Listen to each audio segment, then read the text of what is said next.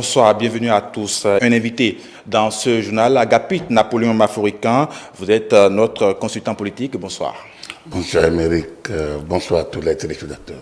Alors vous êtes là pour partager avec nous votre analyse sur cette actualité liée à l'inauguration des 3 monuments érigés dans la ville de Cotonou. Et déjà, la statue de Bioguera qui accueille désormais les visiteurs du Bénin étant implantée juste en face de l'aéroport international Bernardin Kadiraganti, qui est l'une des voies d'entrée dans le pays, juste sur le boulevard de la Marina, la statue de l'Amazone et enfin de ce boulevard, le jardin de Mathieu. Comment est-ce que vous percevez toute cette mise en scène, Agapit Napoléon Maforican? D'abord, il faut saluer un peu, comme je le disais au départ, ce qui s'est passé aujourd'hui est tout simplement historique.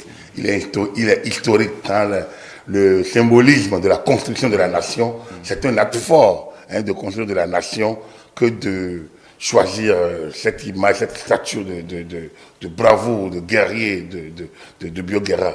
Un président, Patrice Talon, originaire d'Abomey, aurait pu avoir l'instinct donc de mettre Benzin là, à ce moment-là, je suis sûr que les Abomeyens ne se seraient pas mal sentis. Mais il a montré qu'au-delà du petit-fils de Guédégbé, du palais royal d'Abomey qu'il est, il est également un Béninois. Il est un Bioguera, comme il a dit. Il est un homme de bravoure, un guerrier. Et donc, chaque Béninois devrait se sentir un homme de bravoure, un homme de fierté, un guerrier qui, dans la construction de la nation, doit pouvoir se donner au péril parfois des intérêts particuliers égoïstes pour construire la nation. Je pense que c'est un acte très fort et qui débat. Et lorsque quelqu'un l'a dit, j'ai écouté une des personnalités qui intervenait, il a dit, lorsque des étrangers viendront dans ce pays, ils verront la statue, ils ne connaissent pas Bioguera, ils se demanderont, ils questionneront, c'est qui ce monsieur, on vous dira, c'est l'un des symbolismes, c'est l'une des symboles de la bravoure, de la fierté, et le Béninois doit pouvoir désormais se sentir un homme de bravoure et agir comme un homme d'honneur, un homme de fierté. Voilà. Ça, par rapport à Bioguera, c'est vraiment, je pense qu'on ne pourrait pas mieux trouver dans cette nation d'aujourd'hui, dans le Bénin d'aujourd'hui, pour mieux fédérer les différentes composantes, les différentes souches, et surtout, rabattre le taquet à ceux qui utilisent un peu l'identité, un peu cette faiblesse que beaucoup ont, ceux qui l'utilisent pour pouvoir fragiliser la nation. Je pense que c'est un acte très fort qui a été posé à ce niveau-là. Alors, lors de cette inauguration, Patrice Talon a lancé une phrase que vous venez de répéter. Moi, je suis un conscient guerrier. Je voudrais m'assurer que vous l'êtes aussi, Agapit. C'est ce que je dis. Chaque Béninois doit se sentir Bioguera. Moi, je le suis. Je dois le dire clairement. Moi, je suis un Béninois, je suis un militant, je suis un homme de défenseur de liberté, mais je suis aussi un homme de valeur. Pour moi, la liberté, la responsabilité doivent aller de pair. Nous devons nous battre pour un Bénin et au péril de nos intérêts parfois. Je pense que je me retrouve pleinement dedans. Mais vous savez, nous sommes encore dans l'action. Il peut y avoir des moments de faiblesse. Je pense que cette phrase forte du chef de l'État doit pouvoir nous revenir comme un peu pour nous réveiller de notre torpeur, de notre profond sommeil. On peut avoir des moments de faiblesse, j'ai dit, perdre la boussole, de ne plus être guerrier. Je pense que cette phrase du président Talon peut nous requinquer et nous dire « Ah, réveillons-nous et restons Bioguera ». Alors, l'autre statue inaugurée également aujourd'hui, c'est bien sûr celle de l'Amazone. Qu'est-ce que cela vous inspire? Bon, écoutez, est-ce qu'on a besoin de beaucoup de parler de l'Amazone? C'est tout simplement la femme dans tout ce qu'elle a de symbolique. L'Amazone, c'est d'abord la guerrière. Mais au-delà de quelles sont les guerres que mènent les femmes? On ne va plus voir celles qui ont combattu aux côtés du président, aux côtés du roi, et qui se sont fait tuer, mais qui en ont tué d'autres, qui de leurs mains ont massacré quand même ceux qui avaient des armes à feu. Au-delà de ça, je pense que ce n'est pas de la guerre que cette femme, l'Amazone, la statue de l'Amazone symbolique, mais c'est toute la splendeur de la femme. C'est la brave, c'est les femmes. On parle tout à l'heure de guerriers, de bravoure, de fierté. Je pense que les femmes luttent tous les jours. Lorsqu'on parle des droits de femmes, et je ne suis pas féministe du tout, mais lorsqu'on parle des droits de femmes, mais c'est les droits d'un genre, d'une composante du genre humain, mais qui doit se battre pour acquérir certains droits parce que les hommes ont pris le dessus à des moments de l'histoire et ont imposé une certaine loi. Or, vous convenez avec moi que ni vous ni moi ne serions jamais s'il n'y avait pas une femme. Et donc, Qu'est-ce que nous serons s'il n'y avait pas nos mamans? Qu'est-ce que nous serions s'il n'y avait pas nos épouses? Qu'est-ce que nous serions s'il n'y avait pas nos enfants? Filles, autour de nous, qu'est-ce que nous serions s'il n'y avait pas des femmes? Il fut un temps, au niveau de l'Union des journalistes de la presse du Bénin, surtout de sa composante économique, on a célébré la femme un 8 mars avec une statue, avec une caricature, la femme béninoise aux 1000 bras. Cette Amazone célèbre cette femme béninoise aux 1000 bras, aux 1000 pensées, aux 1000 tâches qu'elle doit accomplir.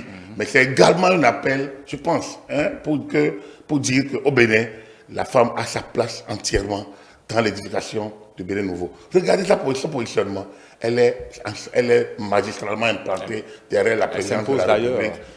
Elle s'impose au regard, elle s'impose. Je pense que le chef de l'État, dans son bureau, quand il va tourner la tête vers la mer, il doit pouvoir regarder cette Amazone comme le symbole même de l'identité retrouvée de la femme. Et je pense que c'est important, pas de les célébrer avec des mots, mais de les célébrer avec des actes. Et cette statuette en est une.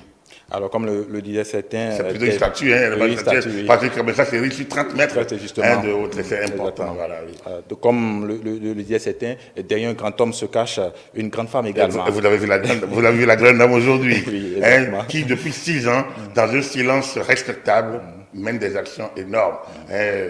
Vous me donnez l'occasion de célébrer Madame Claudine Talon, qui aujourd'hui, aux côtés de son épouse, je pense que le président l'a finalement mis dans le protocole à un moment donné. Je pense qu'elle est d'un calme franchement séduisant, mais je pense qu'elle est dans une action. Ce que mène la Fondation Talon est énorme. Ça montre que le bien ne fait pas du bruit, et c'est l'une des manières de célébrer la femme. On a vu Claudine Pugesio, oui. Là également, pourquoi ne pas la saluer? Pourquoi ne pas saluer le travail qu'elle mène depuis le combat pour la réhabilitation de la femme, qui est le sien, et que je pense qu'au niveau de l'Institut de la femme rénové, elle essaye de faire. Pourquoi ne pas célébrer toutes ces grandes dames, Madame Rosine Viera-Cheglofeu, de regrettable mémoire? On peut parler, dont nous célébrons la mémoire, un peu à son âme. On peut célébrer toutes ces femmes qui se sont battues pour que le Bénin devienne ce qu'il est aujourd'hui. L'OFRB qu'on a connu à un moment donné avec Karim Orafiatou, Elisabeth Ballet et tout ce grand monde. Il y a salut Madame Bouriana Dagia qui est venue à nos plateaux plus tôt une fois, qui a fait une politique. Donc il y en a aujourd'hui qui sont encore là. Et j'en aurais oublié, mais j'en oublie. On ne peut pas toutes les citer. Mais c'est dire que elle doit pouvoir se sentir dans cette statue et se sentir dans cette célébration. Vous partagez entièrement alors ces quelques mots du président Patrice Talon lors de cette inauguration Courage, Bravo, Force, qui ne doit pas être l'exclusivité du genre masculin. C'est ce que j'ai dit. Je pense que, comme je l'ai dit, la tradition, l'histoire a fait que les hommes ont imposé leurs lois d'abord, et puis les femmes doivent courir après pour en imposer les leurs. C'est vrai, dans une société, il faut dans un foyer, il faut un chef. Mais je pense que progressivement, nous commençons à savoir que c'est pas le roi patriarche avec 3, 4, 5 femmes, 10 femmes autour qui peut être le chef. Je pense que ça peut être un bon foyer avec un chef qui consulte. Le chef peut être un homme comme une femme. On voit des femmes qui éduquent les enfants de manière éloquente, enfin, de manière franchement efficace. Et ces enfants deviennent des personnalités. Je pense que la femme est un homme. La femme est toujours un homme. Le problème est que dans une société, chacun doit définir sa place. L'humanité a réhabilité déjà la femme dans avec beaucoup d'actes. Nos pays ont commencé. Le Bénin l'a commencé sur la République populaire du Bénin avec cet article fameux 124 de la Constitution, la loi fondamentale. Je pense que ce qui s'est passé aujourd'hui, c'est une manière de la réhabiliter encore. Maintenant, il faudrait peut-être que dans chaque maison, dans chaque société, dans chaque entreprise, on essaye de travailler pour que les femmes, au-delà des mots, deviennent effectivement partie prenante intégrale du développement. Il ne s'agit pas de faire des slogans, et comme je le dis toujours, il ne s'agit pas non plus de faire de la fixation sur les femmes. Beaucoup travaillent dans l'anonymat, ils font du très bon travail. Je pense à nos mamans dans les villages qui font des luttes de palmes, qui sont dans les activités manuelles, mais étonnantes. Je pense à ces concaqueuses, ces femmes qui cassent les pierres. à Dassa, comme à Parakou. Je pense à ces braves dames qui vont au champ et qui parfois grimpent, parfois pour pouvoir sortir des fruits et nourrir des enfants abandonnés par les hommes, parfois. Donc, c'est immense le rôle des femmes. Et je pense que cette statue, ce monument, au-delà de l'Amazone, comme on dit l'Amazone, c'est quand même, le ministre Abim Bala l'a dit, la statue prend plusieurs formes de célébration de la femme. En le regardant, il faudrait peut-être que chacun pose dans des actes une manière donc de respecter le travail également de la femme. Comme je dis, il ne s'agit pas de faire de la fixation, il ne s'agit pas de négliger les hommes non plus, il ne s'agit pas de faire de la discrimination continue, non, il ne s'agit pas de crier un slogan tous les matins, vive la femme, non, je pense que nous sommes une composante plurielle, hommes, femmes dans la société, chacun a une place, il faut simplement laisser à la femme sa place. Exactement. Alors, et puis le dernier monument au dévoué érigé au jardin de Mathieu, une place qui jadis, le projet qui jadis a connu moult polémiques. Aujourd'hui, on peut être fier du chef-d'œuvre qui a été réalisé. Je ne sais pas si ceux qui s'étaient opposés au plan de l'État, je ne sais pas ce qu'ils pensent aujourd'hui.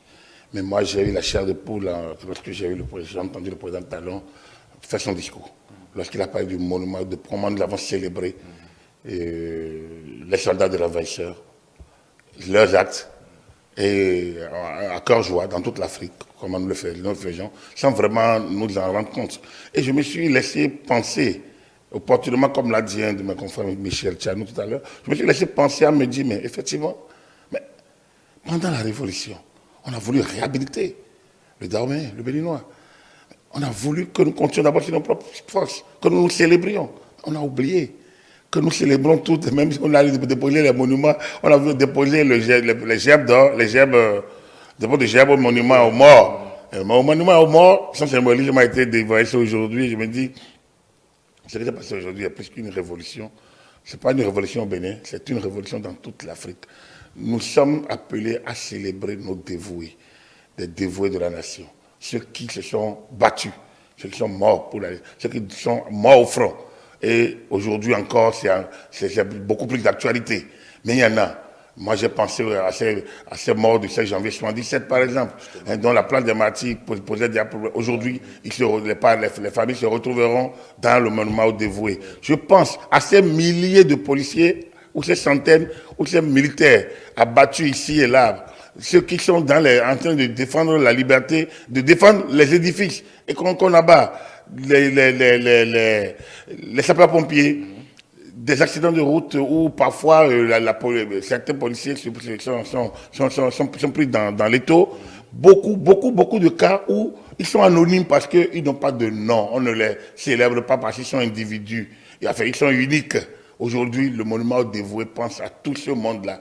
Tous ceux qui, d'une manière ou d'une autre, sont tombés en se dévouant pour la patrie, pour la nation béninoise. Je pense qu'ils doivent s'y retrouver et implanter dans le jardin de Mathieu. Alors, le silence présidentiel, je pense que je veux bien le respecter. Il est plein de symboles, il est plein d'histoires également. Je pense que ce silence, c'est laissé pour les historiens et pour les philosophes. Il aurait pu dire un mot de Mathieu Kérékou, mais c'est bien fait là.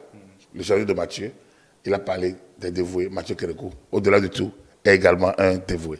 Je pense que le symbolisme était totalement là aujourd'hui. Il n'avait plus besoin de parler de Kérékou. Ce serait sorti l'un de tout l'ensemble. Or, chacun se vaut au regard du moment où il a agi, de l'environnement de l'époque, aussi bien Mathieu Kérékou que le jeune soldat abattu ici. Chacun se vaut. Aussi bien Béanzin que l'anonyme sapeur-pompier brûlé ici et qui, dans le feu de l'action, a laissé sa vie, que le douanier qui, pourchassant des contrebandiers, s'est fait tirer dessus, que ceux qui combattaient les contrebandiers donc de carburant se sont fait tuer. Je pense qu'il y a plein de citoyens dévoués. Et donc, le chef a respecté aujourd'hui leur personnalité, leur grandeur, en ne citant pas un autre nom, et en ne mettant pas l'un des dévoués en valeur. Alors, ce serait désormais là où on va déposer les gerbes chaque année. Selon vous, est-ce que le lieu est approprié au-delà de tout ce que vous venez de dire? Mais avec tout ce que j'ai dit, est-ce que je dois encore compléter? C'est un lieu, c'est le grand lieu, c'est un mémorial. C'est un mémorial, vous voyez sa forme déjà. L'obélisque, c'est un... Je pense que lui seul parle. C'est un haut lieu de la pensée, un peu une porte, un endroit de recueillement, donc un mémorial. Voilà, tout simplement. Aller déposer une gemme. La gemme, à quelle symbolique, c'est une sorte de pensée. On pense à vous, les fleurs. Il y a rien de beau pour illuminer un peu votre environnement en disant oui, nous pensons à vous. Vous êtes peut-être dans le déclin. Je ne sais pas, vous êtes dans l'au-delà, vous êtes de l'autre côté de la porte, on pense encore à vous. Ce qui est important, au-delà de tout, et quand même sur lequel je vais mettre l'accent, vous avez vu, c'est le ministre du tourisme, de la culture qui a parlé. Alors que quand vous allez au jardin dévoué, au jardin Mathieu, le monument dévoué dans le jardin Mathieu, vous voyez, vous allez voir que c'est politique, c'est pas culturel, c'est politique. Le guerrier, l'homme de bravoure, là également, c'est politique. Hein, c'est politique. Il y a que, et l'Amazone, c'est également politique.